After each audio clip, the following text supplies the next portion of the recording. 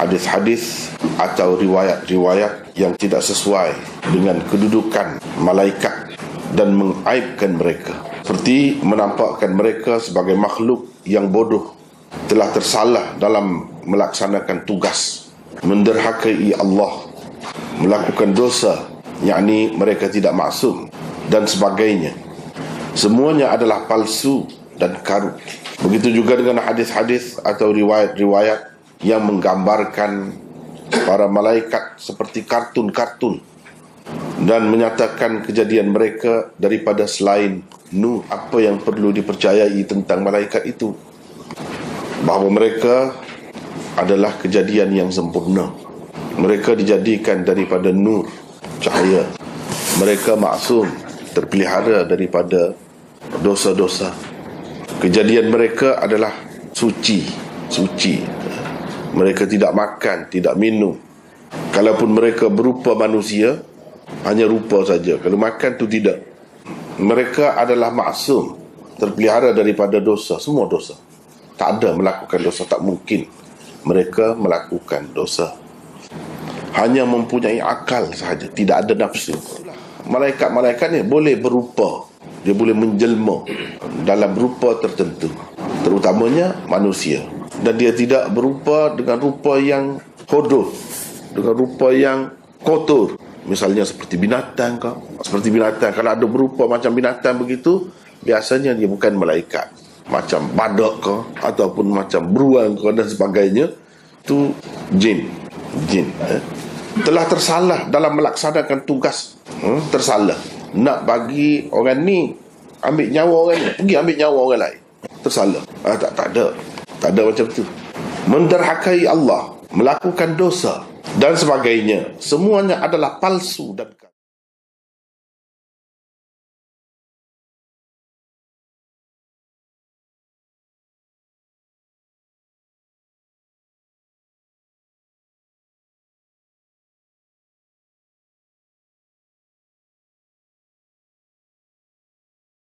Sa'id bin Abdullah Al-Audi berkata, aku menyaksikan Abu Umamah ketika beliau sedang nazak, yakni hampir meninggal dunia. Pada ketika itu beliau berkata, apabila aku mati nanti, kamu lakukanlah kepadaku apa yang Rasulullah SAW suruh kami lakukan kepada orang-orang mati di kalangan kami. Rasulullah SAW menyuruh kami dengan katanya, apabila ada sesiapa di antara saudaramu meninggal dunia dan kamu selesai mengebumikannya, maka hendaklah ada seseorang daripadamu berdiri di kepala kuburnya. Kemudian hendaklah dia berkata, wahai fulan bin fulanah, walaupun tidak dapat menjawab. Seterusnya dia hendaklah berkata, wahai fulan bin fulanah. Si mati akan bangkit sehingga duduk dengan betul. Seterusnya dia hendaklah berkata, wahai fulan bin fulanah. Setelah buat kali ketiga dia memanggil si mati akan berkata, tolong bimbinglah aku, semoga engkau dirahmati Allah. Tetapi orang-orang yang hidup tidak sedar. Pada ketika itu dia hendaklah berkata, ingatkanlah penyaksianmu ketika hendak keluar dari dunia, yaitu penyaksian bahawa tiada Tuhan selain Allah, dan sesungguhnya Muhammad adalah hambanya dan rasulnya. Sesungguhnya engkau telah redha Allah sebagai Tuhan, Muhammad sebagai Nabi, dan Al-Quran sebagai imam. Pada ketika itu Munkar Nakir akan saling memegang tangan temannya seraya berkata, jadi masing-masing pegang tangan. Yang ini pegang itu, yang itu pegang itu. Marilah kita pergi. Buat apa kita duduk dekat orang yang telah diajar hujahnya? Jadi buat apa kita duduk sini? Dia akan boleh jawab semuanya. Begitulah kira-kira. Pada ketika itu Allah akan menjadi pembela si mati dalam menghadapi dua malaikat tersebut. Maka bertanyalah seorang lelaki, wahai Rasulullah, bagaimana kalau dia tidak mengetahui nama ibu sebenarnya? Tadi kan dia kata, wahai fulan bin fulanah. Fulanah itu maksudnya nama ibulah. Nama seseorang, fulan itu nama seseorang, bin ibunya, bukan bin ayahnya. Bagaimana kalau dia tak tahu nama ibu sebenarnya? Jawab Rasulullah, kaitkan saja dia dengan Hawa, yakni nenek manusia yang pertama, dengan berkata, wahai fulan bin Hawa.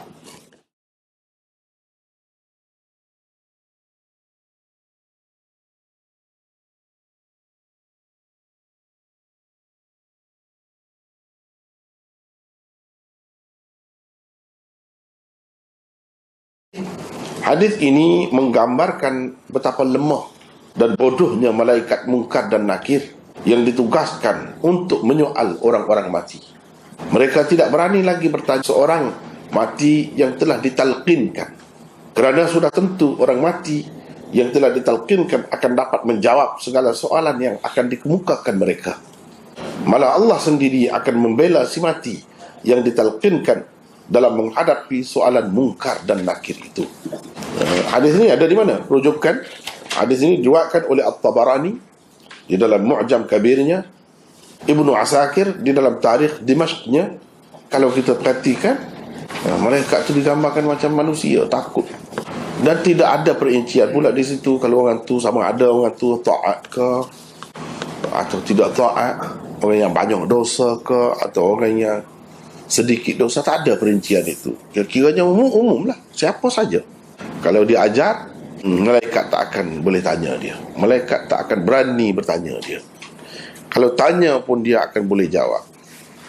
Dia semasa hidup dahulu macam mana sekalipun jahat teruknya, penuh dengan maksiat hidupnya, tak kisah, dia akan tetap dapat jawab. Nampak sangat malaikat itu lemah. Selemah itu ke malaikat ini yang dipanggil Munkar Nakir ini? Selemah itu ke? Semudah itu ke diperdaya, ditipu? Kalau macam tu senanglah. Sebab itu yang orang nak sangat talqin tu. Nak sangat. Sebab apa dia? Itulah menyelamatkan saudara dia. Kan ini aib ni, kurang ni malaikat ni kalau macam ni. Dan menggambarkan mereka seperti makhluk yang bodoh, lemah sangat, mudah sangat nak ditipu. Ditinjau dari sudut dirayah, hadis ini jelas maudhu' kerana malaikat digambarkan sebagai makhluk Allah yang bodoh dan mudah ditipu. Sedangkan malaikat ini bukan begitu. Kalau kita boleh terima ini, mana kena terimalah. Malaikat itu sebodoh itu, mudah sangat nak ditipu. Pinggan. Dalam pinggan tu dia buat macam-macam. Ada masuklah duit apa semua. Bungkus dengan kain hijau, pergi bagi kepada orang yang nak baca talqin. Jadi dia pegang itulah baca. Itu caranya. Kalau di Kelantan di lain, wallah alam saya tak tahu. Jadi apa sangat? Paling tinggi pun saya rasa RM50 sekarang ni. Atau mungkin adalah berbeza-beza tu, tak tahulah 100 ke. 100 saja kita boleh menyelamatkan saudara kita yang mati itu, sehingga malaikat tak berani nak tanya. Tak ada dalam hadis sebut marabbuka, apa tak ada semua. Siapa Tuhan kamu, siapa Nabi kamu, apa semua, siapa ikutan kamu, tak ada semua. Semua lepas. Malaikat tak berani nak tanya. Kan mudah tu. Jadi seseolahnya secara tidak langsung lah malaikat tu boleh dirasuah lah. Nak kata apa? Macam-macam lah. Kalau kata nampak bodoh, nampak mudah ditipu, ya. Dari satu segi secara tidak langsung macam boleh dirasuah lah. Atau kalau kita tidak nak kata malaikat, Allah boleh dirasuah. Kata guk tu akibatnya kena, Allah tu boleh dirasuah. Setengah-setengah tu dalam amalan talqin ni kan, dia banyak, sampai 40 hari pun ada orang buat. Tapi tidak umum lah. Setengah tu sekali saja, setengah tu tiap hari dia pergi. Sebab benda ni benda bid'ah kan, dia tak ada penghujung. Tak ada penghujung. Orang ni buat gini, orang ni buat gini. Begitu keadaannya. Tapi ramai orang yang tidak sedar. Dia ingat talqin itu ada asasnya. Tapi kalau orang yang belajar hadis, tak ada, bukan tak ada macam ni lah, ada macam ni. Tapi kita nak pakai kan kalau macam ni? Itu masalahnya. Sebab itu orang yang belajar hadis susah dia nak terima amalan masyarakat. Kadang-kadang orang terikut-ikut ya. Yang sebenarnya dia pun tak tahu apa. Kalau ada hadis dhaif, boleh kau nak pakai di sini? Ini sudah jadi akidah ni, sudah jadi percaya ni, bahawa orang mati itu selesai, selamat dia akan boleh jawab. Bila boleh jawab, tak akan kena seksaan, tak akan kena hukuman apalah. Dia pergi ke situ. Kalau tidak, untuk apa? Jadi pakar-pakar hadis tak ada ragu tentang maudhu'nya hadis talqin itu.